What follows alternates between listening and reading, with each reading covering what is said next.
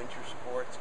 But I walked into her store, and I thought it was a Greens Plus outlet store. I walked in, and there's mounds of Greens Plus and all the related products, big picture of myself, and we just instantly hit it off. And Marie-Josée is a university-trained nutritionist and a board-certified dietitian, and with a lot of graduate school experiences and so forth. So we research, we travel together, we work together, and it adds a lot to the equation. And today, as we travel a lot, this is just before we begin, as we travel a lot, it's good for people to see a husband and a wife, you know, both committed to nutrition and wellness and health. It expands the picture a little bigger.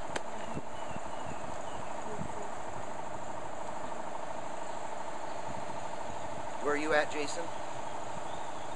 We're good. Is the voice picking up okay? It is. Well, we're ready anytime? So we'll just begin first. Ryan Deauville, who you all know, and Chris Daniels, and many of you, Diane, you've been involved with Orange Peel for many, many, many, many years.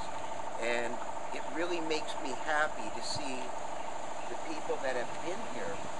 Now, we've been here for a while, but I think the future's really friendly, and there's a tremendous upside that's going to happen. And today we're going to talk about where we came from, how we got here today perhaps, but even more so where we're going and what we may be able to do, because this is the beginning today of a revolution. It's a revolution in bringing a conscious awareness to many more people. Because as a researcher, when we particularly look at society today in North America, both in the United States and Canada, the amount of anxiety, the amount of depression, the amount of indecisiveness, the amount of stress, the amount of confusion, the amount of uncertainty in all age groups, in both genders, is greater than it's ever been before. And what it does is biologically prevents us from performing at our best. Our sleep isn't as deep and profound as it should be. When we wake, we're not as ready and able to get up and go as we should be. Mentally, we're not as acute. We're not as bright. We're not as creative. We're not as enthusiastic. We're not as motivated as we should be in any field that we're participating in. By mid-morning and mid-afternoon, we're exhausted. One example. When you look around, you see the success of Starbucks. That's one example. In many large cities, because Marie-Josée and I are on the road constantly, if it's Chicago or Los Angeles or Montreal or Toronto, in large cities, there's a Starbucks on one corner. In kitty corner, there's a Starbucks on the other kitty corner. For people who just don't want to cross the street because of traffic patterns and so forth, and both are very successful. In some cases, some people just get a hit of caffeine on this corner and then just go across the corner to get a second hit before they go. There's nothing wrong with coffee. As a researcher, I'll talk about that in a moment. Coffee, black coffee, only black coffee, or black espresso, can have a great place in human nutrition and help to decline cancer rates, matter of fact. But I'm talking here about the need for people to constantly have caffeine in their system because they're exhausted, they're tired, they're wiped out, they have adrenal fatigue, and they no longer are a thermonuclear energy producer. Our biological systems, we, are actually designed to be thermonuclear energy producers. We should have enormous energy mid-morning, enormous energy mid-afternoon, and enormous energy in the evening, and then we should be exhausted so we fall into deep sleep. So we started with talking about we're more depressed, we're more stressed, we're more uncertain, we're more indecisive than we've ever been, and we're more exhausted than we've ever been. So the revolution that begins today is that Orange Peel, right here in Vero Beach, is really at the epicenter of some unique research that we're going to be doing and some unique marketing that we're going to be doing to bring awareness of some unique products we have. Today I'd like to really bring you into the research part to understand the significance of what we're dealing with. This just isn't a product, and we're not just selling it. This is the basis to a lot of fundamental, remarkable research and chemistry that can answer all those questions of indecisiveness and exhaustion and mental incapacity by mid-morning or mid-evening, or that bluesiness that people feel, or help biologically to reduce stress. So the whole revolution begins today because we're going to nutritionally answer a lot of those questions and bring health and wellness to the average person, because today the average person is fundamentally not doing well. We have an obligation to try to perfect our products and try to get that information out to people so that no matter who they are, people have the ability to enjoy their life, to enjoy their day, to enjoy their job, to contribute to their family, and ultimately, if we can make people healthy, people will then contribute to society in the way that they need to make all this experience better. Let's go back to where I came from as a beginner. I grew up in an Italian family of 2 Italian immigrant parents, and we sold fruits and vegetables. So I grew up eating a tremendous amount of fruits and vegetables, because you didn't throw away things, you brought them home. So I grew up eating a lot of fruits and vegetables. I ended up being one of North America's premier 1 mile, 2 mile, and half mile champions. Offered a scholarship at UCLA for my running abilities. Even in high school, I was just slightly over 4 minutes. There was only one American high school student who had ever broken 4 minutes before that. So nutrition was a keystone of my life. When I finished university, or actually in the middle of university, I was studying adolescent psychology, became an adolescent psychologist with a minor in organic chemistry, and we had to do an outreach project. Part of our project was to create a program and go out in the community and start a program that would fundamentally help people.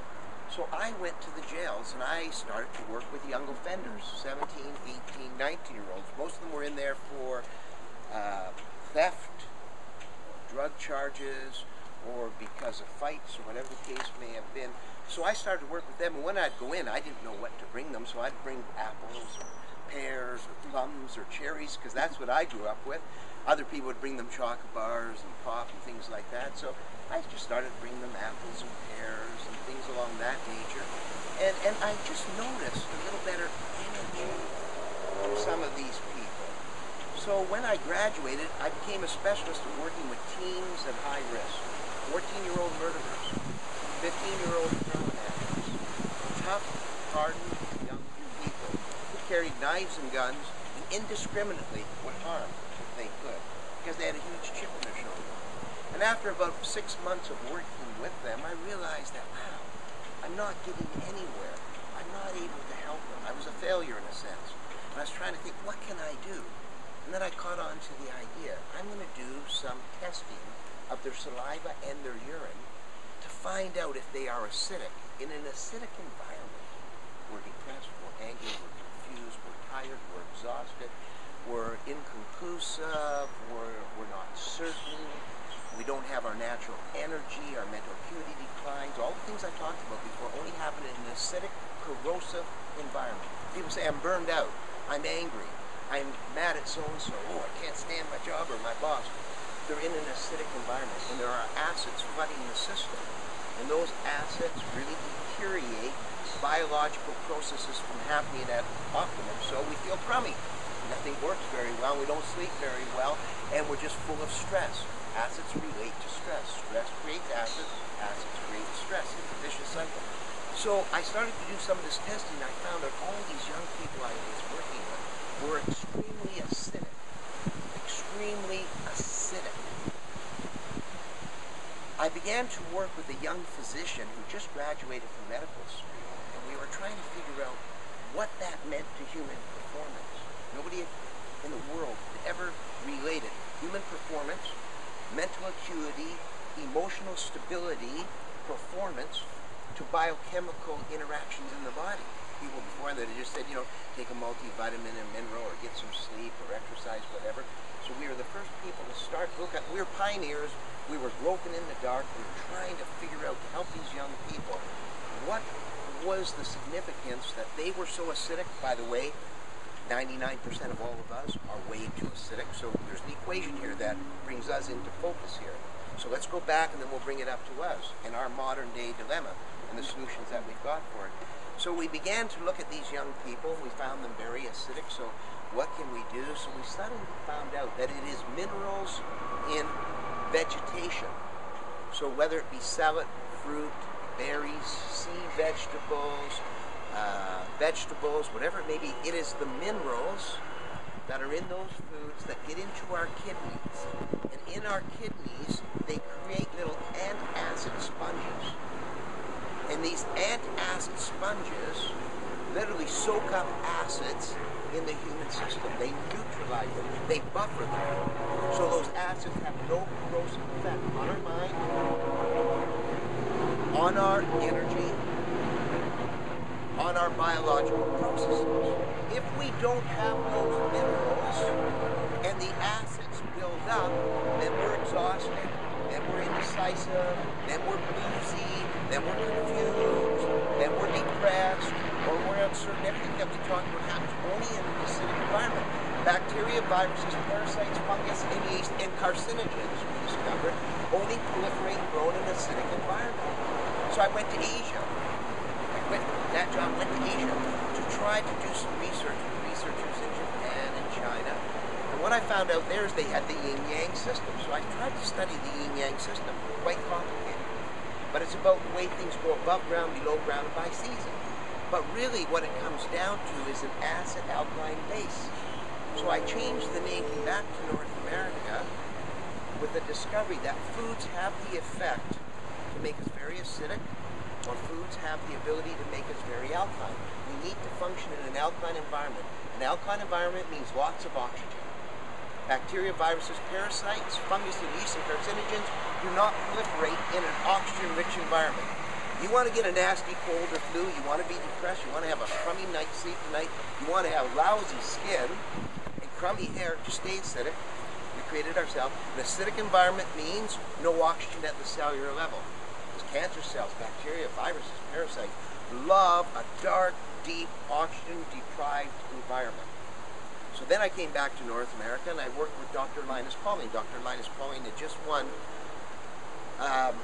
some prestigious awards, Nobel Prizes for research he did. And he was just starting to do some research in vitamin C. So I went to California and worked with him for a while trying to figure out, okay, what is this relationship now between foods have the ability to make us alkaline or acidic